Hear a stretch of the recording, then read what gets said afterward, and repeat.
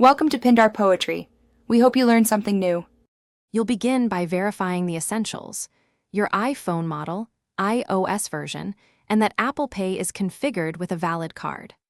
Once done, open Settings and go to Wallet and Apple Pay. This is where Tap to Pay settings live. Make sure Face ID or Touch ID is enabled because authentication completes transactions quickly and securely. Now tap into Wallet and Apple Pay and look for the Tap to Pay toggle. Turn it on so your device can accept contactless payments through supported merchant apps. Next, configure which card you want charged by default in Wallet so transactions don't prompt every time. Then install the Merchant or Point of Sale app that supports Tap to Pay and sign in with your business account. These apps use Apple's Tap to Pay APIs to process transactions.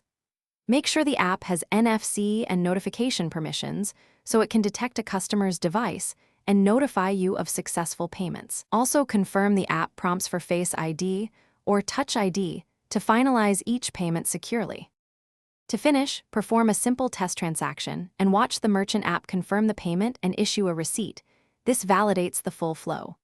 Once successful, review the transaction history in the app and make sure receipts or email confirmations are enabled for your records. If a customer's tap isn't recognized, first restart the iPhone and confirm you're on the latest iOS. Regional restrictions can block Tap to Pay, so check region settings. If problems persist, update the merchant app and contact its support for troubleshooting. Thanks for watching. Consider subscribing if we helped you.